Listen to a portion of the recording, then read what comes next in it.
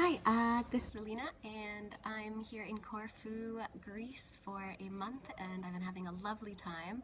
I'm not just here for fun, I'm running a not for profit here called Women Trailblazing. We're running a pilot project with the university, the Ionian University, to help bring in university students to go into high schools to help teach girls in poverty, entrepreneur, business, tech skills, that kind of thing. So yeah, we're at the university now training the predominantly female group of university students to go back there, and we're doing it for credit, and it's going to be ideally a yearly course. So that's what we are creating right now.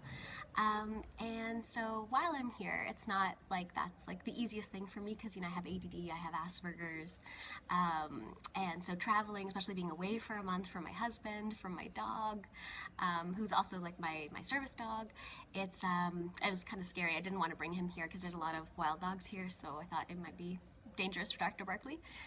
Anyway, so yeah, so I've been here on my own for the month, and yeah, learning a lot about myself. And also on vacation, when you're not just trying to have fun, when you're trying to be productive, you need a whole new slew of ADHD and Asperger's strategies. So a couple strategies that I have been using to stay productive are definitely a lot of to-do lists.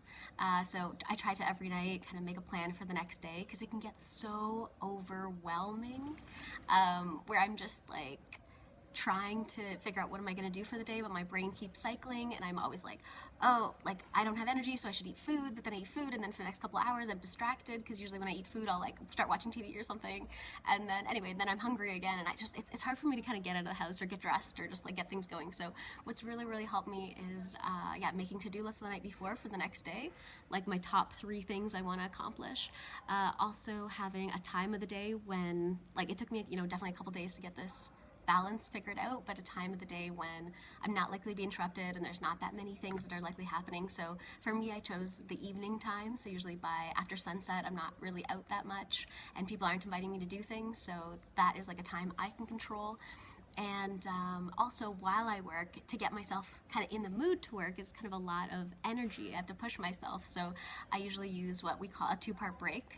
If you've kind of seen a lot of my videos, you may have heard of this one.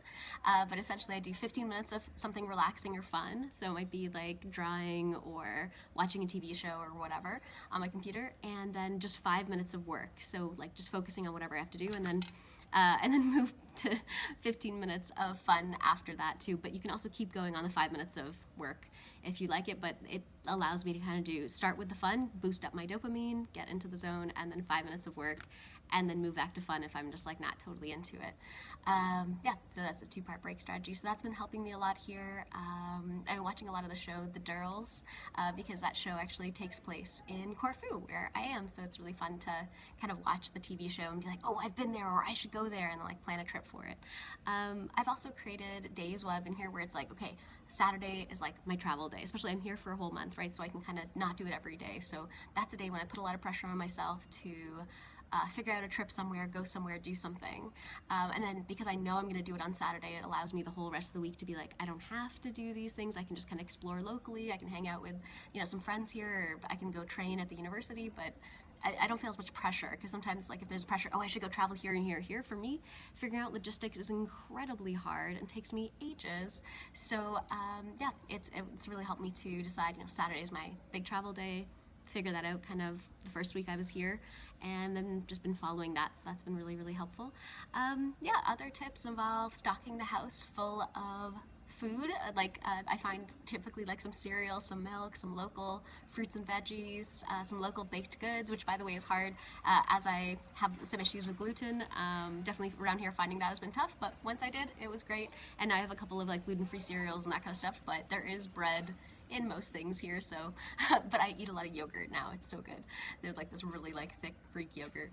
Anyway, yeah, so stocking the fridge in case, because some days I want to stay in, and that's okay. Like that's something I've had to allow myself in traveling with having ADD and Asperger's. You don't have to go out every single day. You can just have a day to yourself. You're taking in so many new experiences, new foods, new smells, new everything that you have to like plan and work around, and without your habits from home, it's sometimes hard. It's destabilizing, So I let myself maybe for 2 days where I'm like out, I maybe let myself have about a day in where I just like eat I buy food for myself the day before, or just have my cereal or whatever and fruit all day.